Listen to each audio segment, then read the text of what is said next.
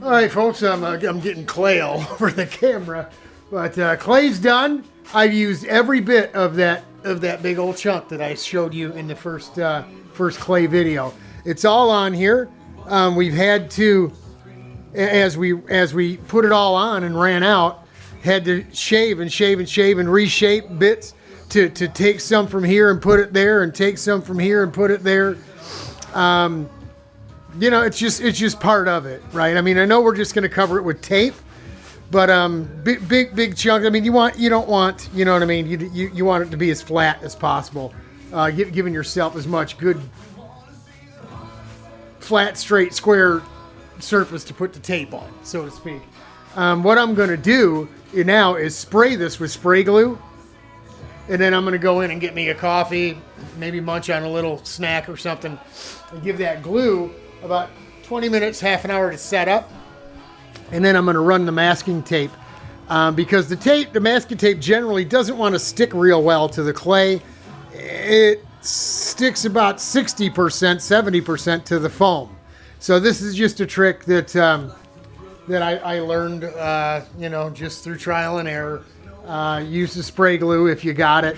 And it gives it that little bit extra incentive to stick, because we're going to be rolling that tape up, you know, many different directions. So yeah, and then once I get it done, it'll get all the masking tape on that we're going to lay the glass on. I'll come back out and put a black line or a red line around where we're going to trim it, you know, and we'll be able to see that right through the glass after it's laid up. And that's what we'll do, is we'll know to cut close to that as we cut it loose to pop it out. Going to be interesting trying to get that thing out of here, you know, with all this backdraft, you know. It won't come out this way. It's obviously not going to come straight out, so we're going to end up probably tearing this thing up a bit, getting it out, but that's part of it. We won't use it again, so it doesn't really matter. Now what you're saying, well, couldn't you have covered the whole thing in clay and shaped it and done that and took a mold off it and then took a nice part off the mold? Sure, but that's a huge expense and a lot of time involved in that, and it's a one shot. This is John's one seat for his one lay down cart that he owns.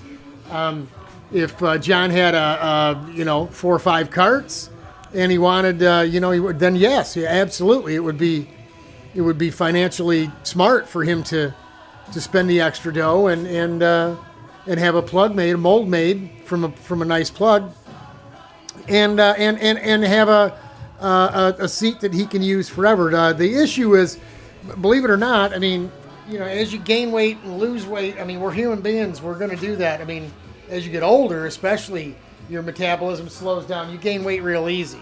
Some people are just naturally skinny, like Bob, who never gains any weight, probably other than in his gut from drinking the beer. But he doesn't get it all over like the rest of us do.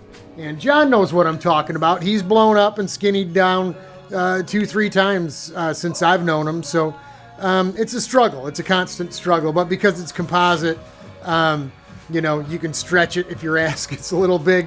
Not really much you can do with the rest of it other than cutting it and spreading it, you know. But he won't have to do that. He's going to be fine. This is going to be like the rocking chair. That's what we're going to call it, the rocking chair in Granddad's rocket ship.